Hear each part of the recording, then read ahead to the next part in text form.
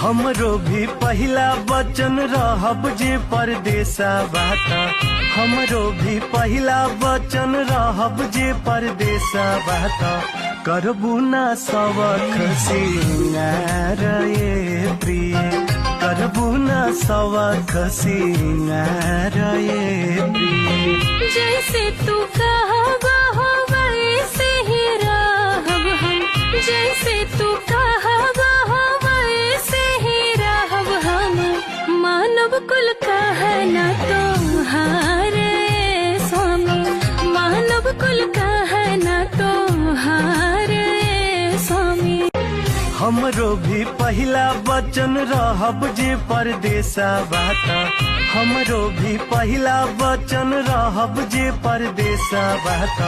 करबू ना सबक सिंगार ये प्रिय, करबू